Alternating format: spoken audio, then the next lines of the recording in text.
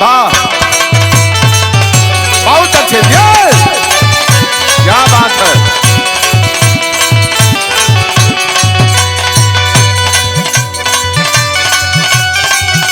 जाओ जाओ,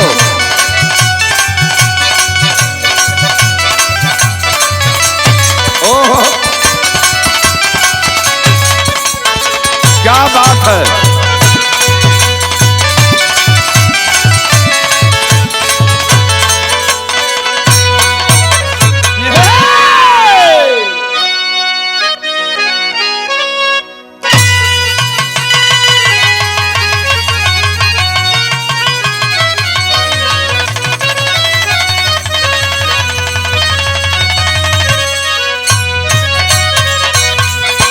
अच्छा भैया, हम गायक धनंजय यादव आप सबके बीच में एक श्रद्धांजलि गीत प्रस्तुत करते हैं।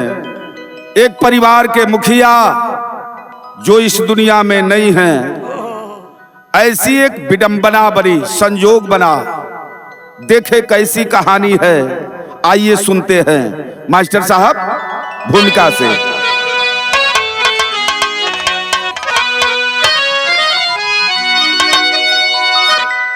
अरे होता है पावन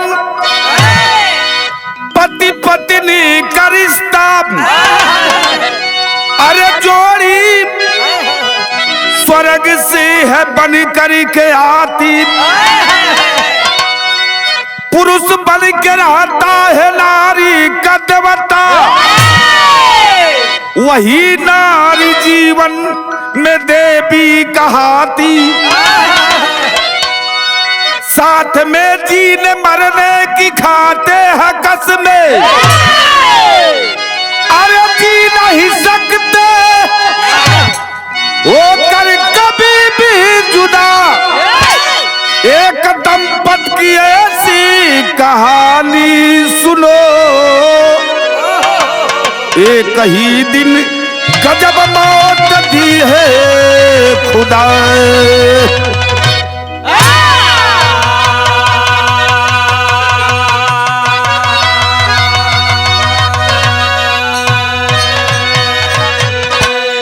धरती का सबसे बड़ा सत्य, मौत और मां।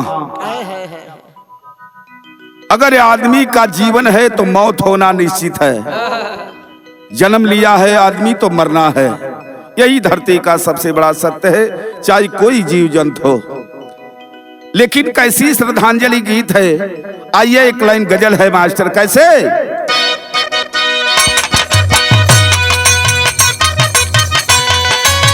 वाह वाह, किसी शायर ने बड़ी बढ़िया बात कहा, बात हीरा है बात मोती है, बात हीरा है बात मोती है, बात आंखों की लाज होती है, हर बात को बात नहीं कहते, बड़े मुश्किल से बात बात होती है। लिखने वाले ने कितनी बढ़िया लाइन लिखा, मेरी जिंदगी तू, मेरी जिंदगी तू, मोहब्बत मेरी तू, मेरी जिंदगी तू, मोहब्बत मेरी तू, तुझे है कसम बेवफा तू न होना,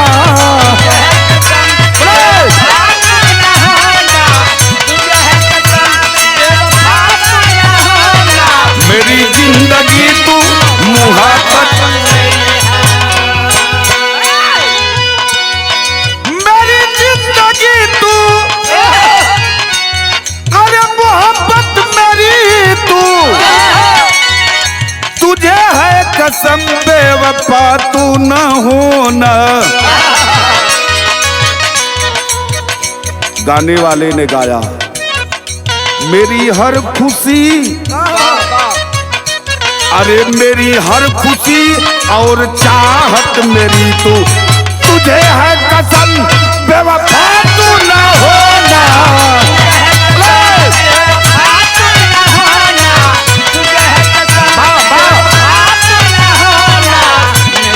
खुशी और चाहत हवा में कितनी बढ़िया लाइन लगी मेरे भैया, जरा गौर करेंगे, जो आया है उसको जाना है। कितना बढ़िया लाइन हमारे छोटे भाई रवि यादव ने लिखा। कैसे? अकेले अकेले, अरे अकेले अकेले कहाँ जा रहे हो, अकेले अकेले कहाँ जा रहे हो, मुझे साथ ले लो जुदा तू न होना, जुदा तू न होना, अकेले अकेले कहाँ जा रहे हो, अकेले अकेले कहाँ जा रहे हो, मुझे साथ ले लो जुदा तुम न हूँ, जहाँ से चले हो, जहाँ से चले हैं वहाँ जा रहे हैं, मुझे साथ ले लो जुदा तुम न होना।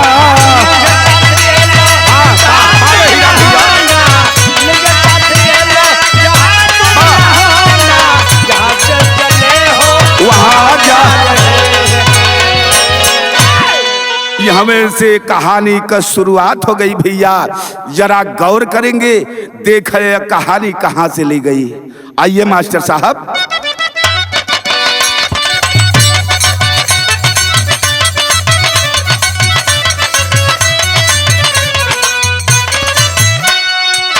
गोरखपुर जनपद,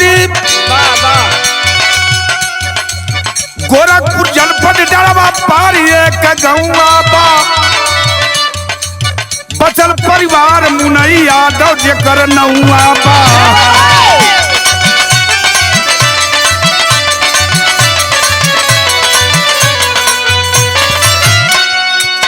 पत्नी भगवंती, पत्नी भगवंती जेकर 4 ललनवा भैले, आयल खुशहाली घर में सुंदर चमनवा भैले। कहानी कहाँ कहे? गोरखपुर जनपद में आप गोला थाना के अंतर्गत जो गोला से रोड कौड़ी राम को गया है, उसी लबे रोड पर एक छोटा सा गांव है, जिस गांव को डड़वा पार लोग कहते हैं। केरहल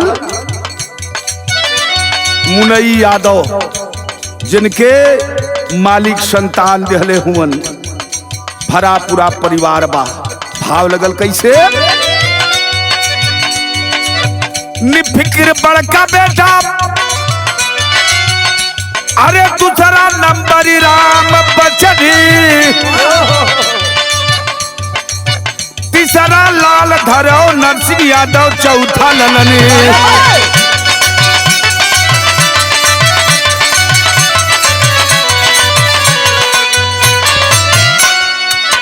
बड़ी उम्र की चारों की सगाई है, बदिशा नाई घर में आ गई लुगाई है।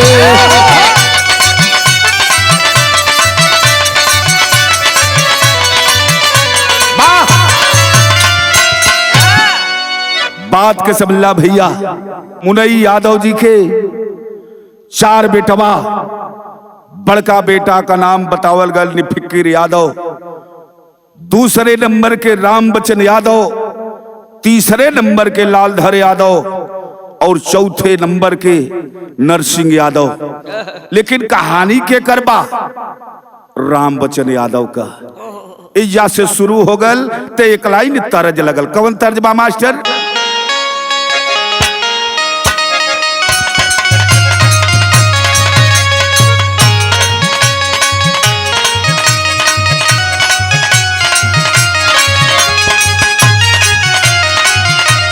वह गीत कलाइन बा जौन मास्टर बजा दहन। आजकल बड़ा तेज गवैया गावत हो। कैसे? रजब पहिले नियर नाही मांगला,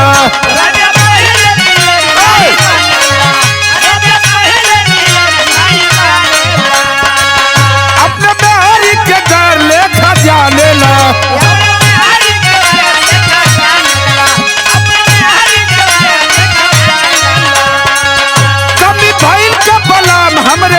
में चीजें कहूँ बाजार का नया मेला। तब उमर कहे अरे सिलावट पर चूड़िया फोरे लुई जू, अरे सिलावट पर चूड़िया फोरे लुई जा। अपनी राजा जी के दिलवा काहे तोड़ लुई, अपने राजा जी को दिलवा काहे तोड़ लुई जा। अपने राजा जी को दिलवा काहे तोड़ लुई जा। राम बचन यादव ओ मुनई यादव का बेटा दिखा धीरे धीरे राम बचन दादा का परिवार बढ़ल बा। भाव लगल कैसे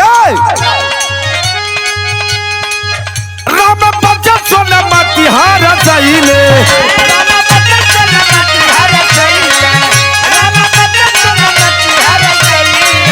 मन मन के मुराद पाई गईले।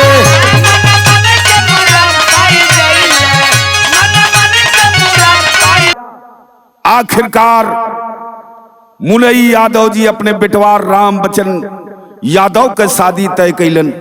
कहाँ कैलन? रियाव गांव में। और जब शादी तय हो गई मेरे बाबू, दुल्हन बन करके राम बचन यादव की पत्नी सोनमती आती है। धीरे धीरे समय गुजरता है मेरे भैया। 5 बेटवा भैलन, 3 बिटिया भैली। के परिवार में भैल तनी दिखाया आगे लिखल गल कैसे।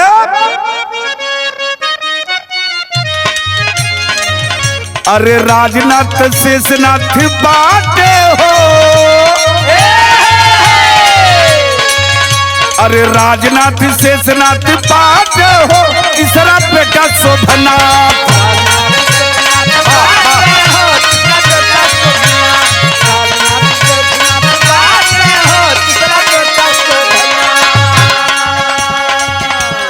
माझिल बेटा हूँ बनाथ यादव हो,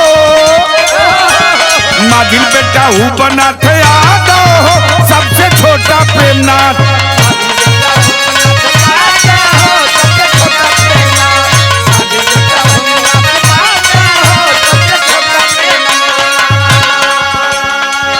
बड़े बेटे का नाम मेरे भैया बताया गया राजनाथ यादव।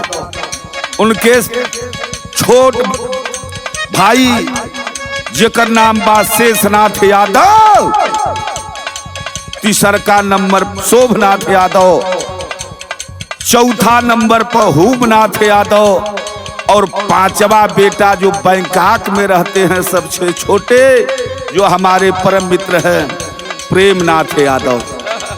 परिवार 5 बेटवा, अब बिटिया कितना भैली। भाव लगल कैसे।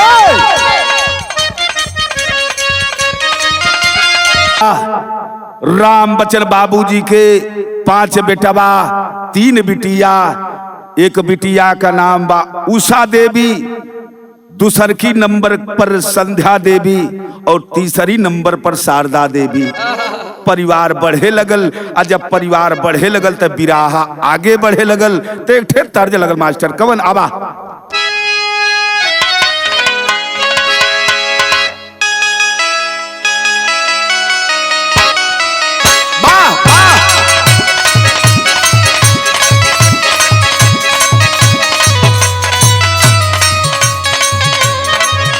बड़ी बढ़िया गीत मास्टर बजा दे हलन। आजकल लड़का बड़ा प्रेम से गावत हो भैया। कैसे कैसे खा के पान जनी जान तू मारो हो,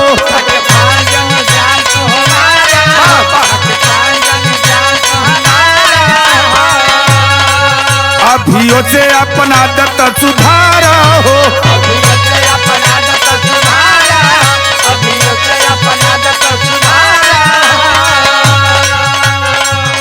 तोहरा न बाटे तनिको लाज रजऊ, तोहरा न बाटे तनिको लाज रजऊ। छन छन बदले, छन छन बदले तोहरो मिजाज रजऊ। लाल बाज रजऊ, उड़न बाज रजऊ। छन छन बदले तोहरो मिजाज रजऊ।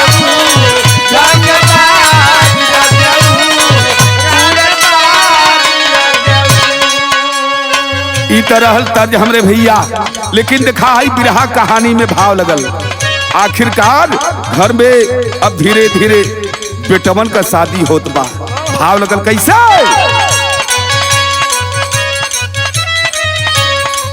फिर से घरवा में खुशी छाई गईली हो, घरवा में खुशी छाई गईली, घरवा में खुशी छाई गईली हो।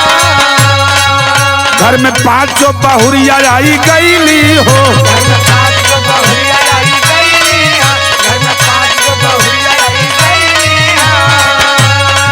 पांचों बेटवा बहू बेटी यानी का प्यार पाई के, हर से राम बचन, हर से राम बचन नीमन परिवार पाई के, घर दुआर पाई के, परिवार पाई के, नीमन परिवार पाई के, घर दुआर पाई के, परिवार पाई के। अरे भैया राम बचन यादव अपने पांचों बेटवा का शादी तय कर दिलन। धीरे धीरे बारी बारी से पांचों बेटवा का शादी कैलन। और जब शादी कैलन तो घर में पतो ही आई गईली। तनी परिचय देखा। राजनाथ के मिलली रमावती, शेषनाथ संगीता हो, संगीता हो।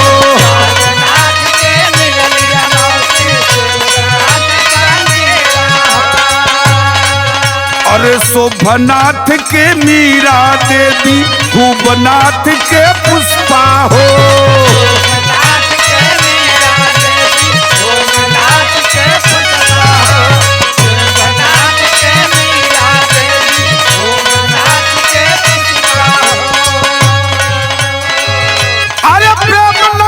प्रेमशीला के व्यवहार पाई के, हर से राम बचन, हर से राम बचन नीमन परिवार पाई के, घर दुआर पाई के, परिवार पाई के, हर से राम बचन नीमन परिवार पाई के, घर दुआर पाई के।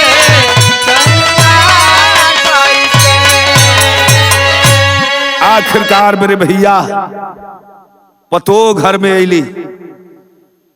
जब पतो घर में आ गईली, बड़का बेटा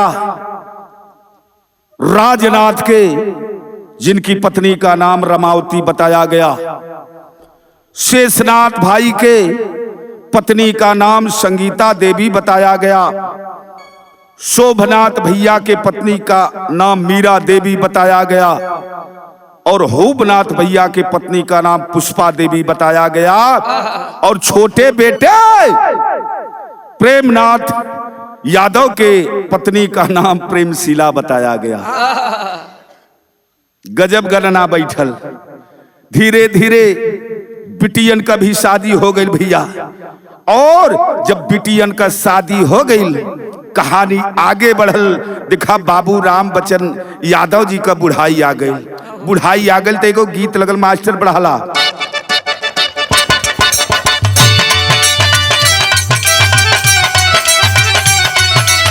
वह गीत चलाई लगल जौन मास्टर संकेत कैलन। एक लाइन बानगी बा कैसे?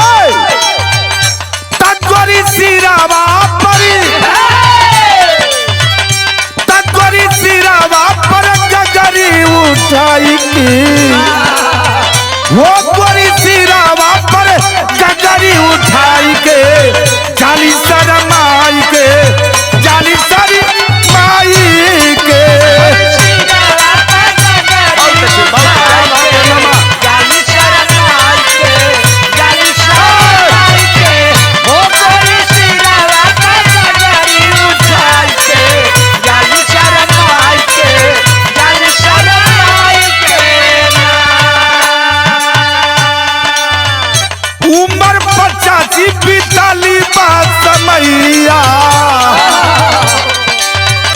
उम्र 85 बीतली बा समैया आइला बुढ़ैया आइला बुढ़ैया ना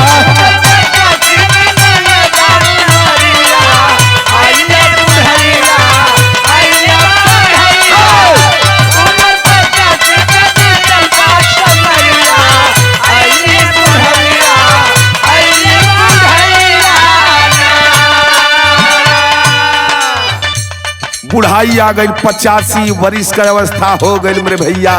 राम बचन यादव के बारे में आप लोगों के बता दें। कक्षा 8 ले तो बाबू पढ़ले रहला, राम बचन बाबू कक्षा 8 ले पढ़ले रहला, लेकिन बिरहा बड़ा बढ़िया गावे। ये लिए 85 वर्ष का समय हो गई। धीरे धीरे बुढ़ाई जब आइल बा उस समय भाव लगल कैसे वो कमीना कमीना कौनो सोचत पाछो भैया आइला बुढ़ैया आइला बुढ़ैया ना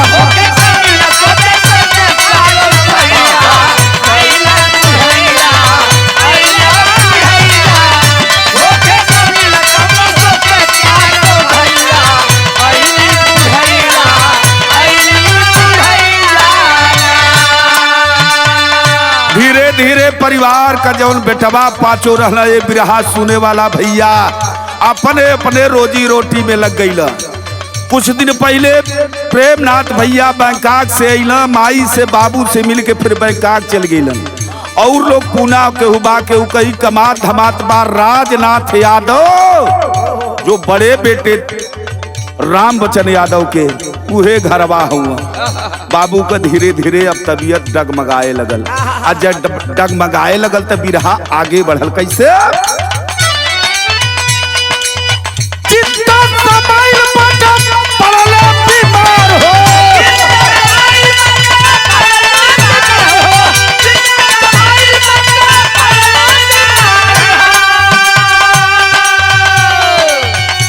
अब बेडरेस्ट भइले पड़े लागल उपचार हो। बेड रेस्ट हो गई, तबीयत खराब हो गई। भयल का लोग दवाई करत हुआ, धन दौलत का कमी ना है। यही से तो कहना बाका काम करे नाही काम करे नाही कवन दवाइया तो आइला समैया आइला बुढ़ैया हो।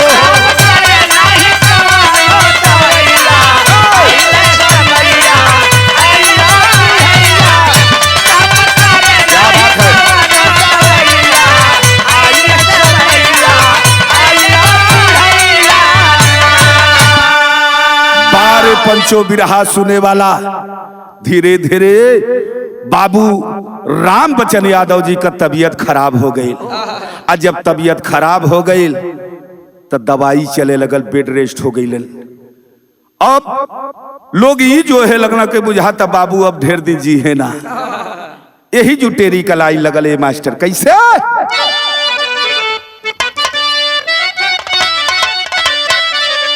अरे अतरंगी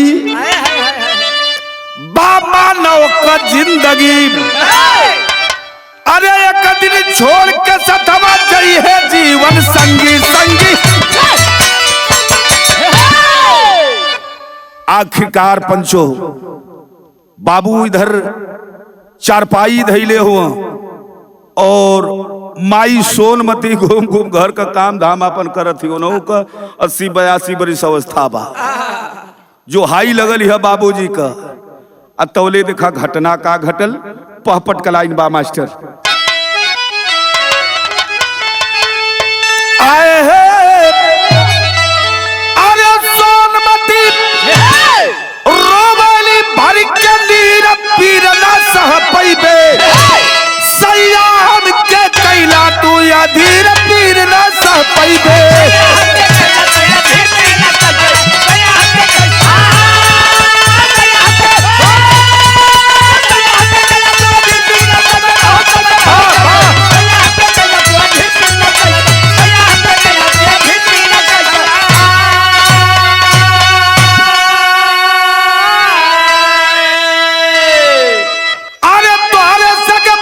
हमारी दुनिया, अरे जई बना तू दूर हो। खटिया पर पड़ल हुआ बाबू राम बचन यादव, माई सोनमती पहुंचली लह, गोड़े हाथे तेल लगत बा, सेवा बर्दाश्त परिवार का पांचों पतोई बिटिया लोग करत ही, माई पहुंचली झरझर झरझर रोवत ही हो भैया, लगत था कि सैया से साथ छूट जाई। कली की का हो, इतना दिल ले साथ नहीं भावला, लगत था कि साथ छोड़ दे बा। भाव लगल मास्टर,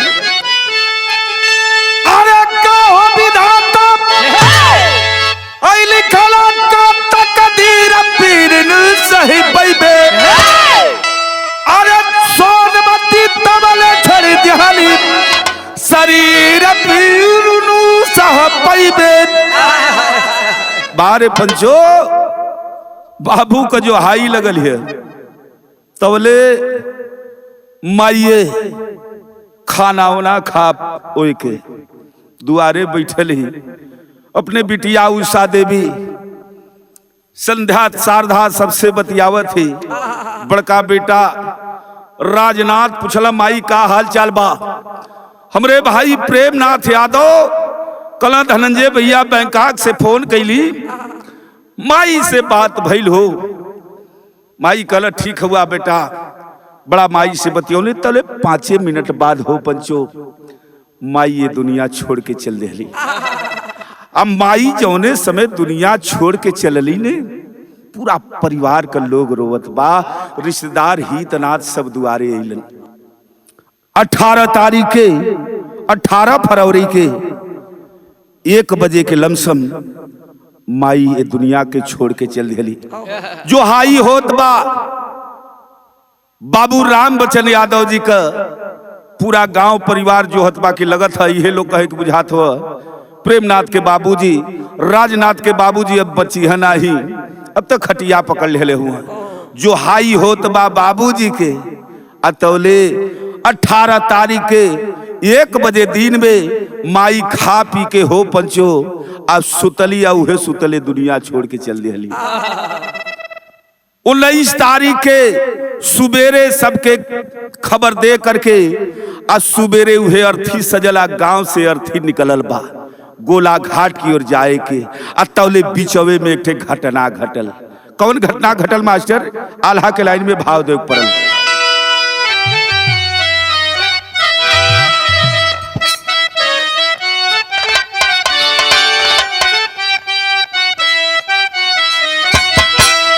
कितना बढ़िया लाइन हमरे छोटे भाई रवि यादव लिखलन। कैसे? अरे जाने नहीं पावे मनई, अरे मौत का समैया रजऊ, जाने नहीं पावे मनई, मौत का समैया रजऊ, जाने नहीं पावे मनई, मौत का समैया रजऊ। कहिया का बचाई के कर लिखल पालीला, कहिया का बचाई के कर लिखल पालीला। होखे ना भरोसा माई अब चक्के में चली हो गईलू। होखेला भरोसा माई, आज के में चली हो गईलू। होखेला भरोसा माई, आज के में चली हो गईलू। कई दिन चलाला बाबू जितना है बेमार, आई दिन रहे बाबू, जीत है तेरा। बारे भैया परिवार का लोग गांव पूरा का लोग सब ये कहत बा कि वाह प्रेमनाथ भैया बैंकॉक से कहत हुआ कि अरे बाबू, अरे बाप हो बाप, हम तो बहन 1 घंटा पहले माई से वीडियो कॉल बतियौली। सब लोग कहत बा बाबूजी का जो हाई रहल माई चल दिहली लेके अर्थी सजाए के गांव से बहरे लोग चलन। आ चलना तक कौन घटना घटल? फैलिया न हो दिए फैलिया न हो दी सबके जनावल खबरिया रजऊ, भैया न होनी सबके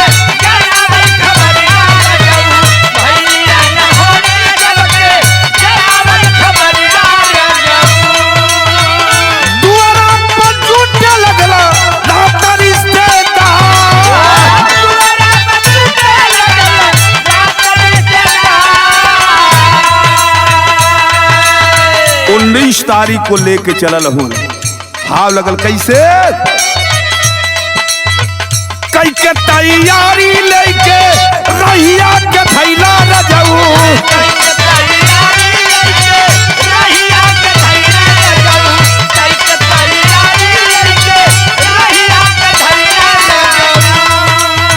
राम बचन पूछे अपने बिटिया से दिखा,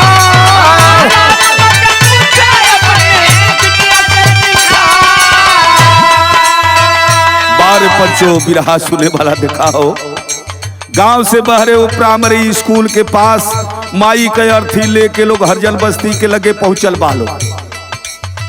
अतवले जवन राम बचन बाबूजी खटियावा पर रहला, हिल्लत डोलत नहीं खा, बोलत नहीं खा, वह दिन बोले लगला, बारे भगवान बारे तेरी लीला। अपने बिटिया बड़की बिटिया उषा के पास बुला कर वह राम बचन बाबूजी अपनी बिटिया से पूछने लगे, अरे बिटिया कैसन दुआर पर हल्ला होत बा? अतौले बिटिया उषा बतावे लगली। का बतौली पंचो बिरहा सुने वाला गौर करिहा। का बतौली? कैसन सुनाना हमरे दुआरा पर हल्ला बिटिया,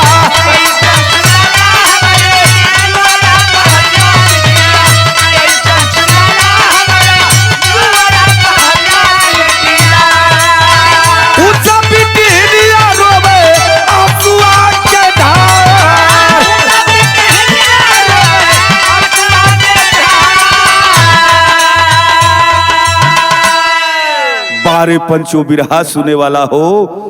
बड़की बिटिया उषा के पास में बुला करके वह राम बचन बाबूजी पूछल कैसन दुआर हल्ला होत बा। अतवले उषा बिटिया और राम बचन का बिटिया भैया अपने बाबूजी के कनमा में चिल्लाए के कहली, ए बाबूजी माई तो छोड़ के गईल हो। ये तनी बात सुनलन वो राम बचन बाबूजी। देखा बिरहा सुन गजब बाहर मौत। आखिरकार अब ही सोनमती देवी का उलसिया गांव से थोड़ा सा बाहर गई। अतौले इधर बाबू राम बचन के जानकारी हो गई। और जब जानकारी भइल कि हमार पत्नी हमार साथ छोड़ के चल दिली, बारे पंचो एक बार आह भरलन, आह भरलन गर्दन लुढ़कल एक तरफ। तो घटना कौन घटल? अरे सुनी के बचलिया उहे बाबू तजले पर नवाब, हमारी दुल्हनिया न छोड़ा मजधार को।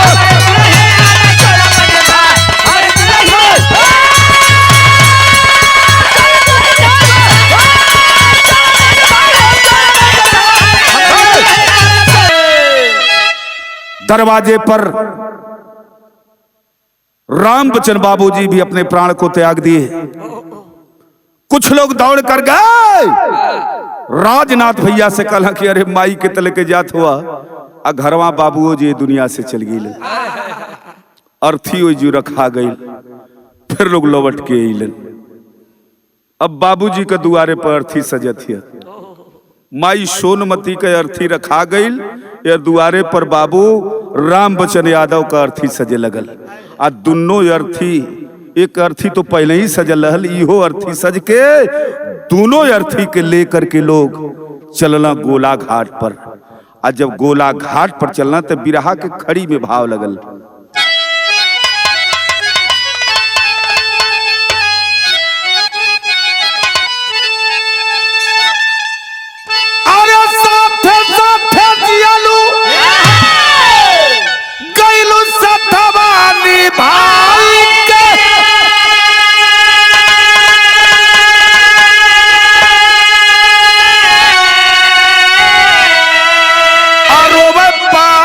भैया रोवे पांचों भाई, आगे चितवा लगाई के रोवे पांचों भाई।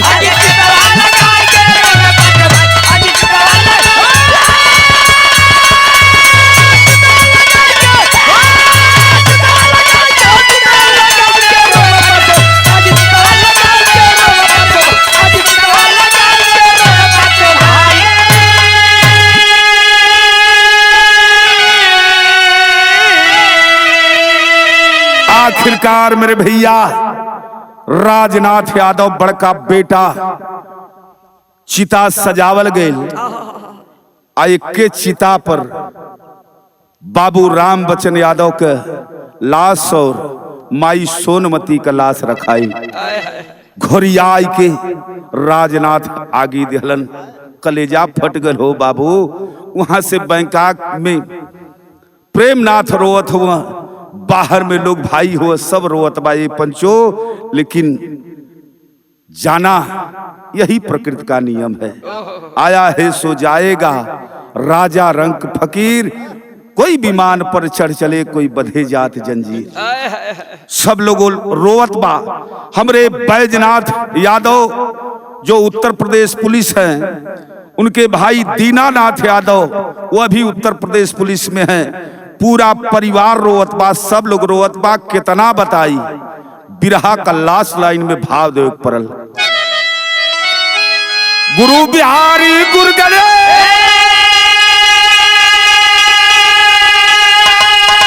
स्वर्ग में आसन पाए,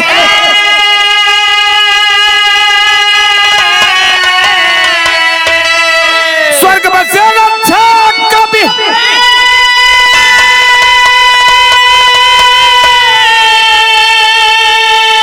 अरे धनंजय की तक गाए हो।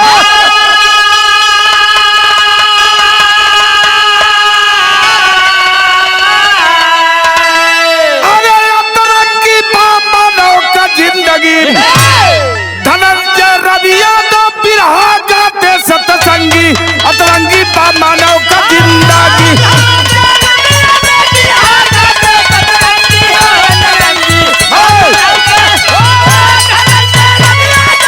बहुत बहुत प्रणाम। वह दोनों आत्मा जहां भी हो, मालिक से स्वर्ग में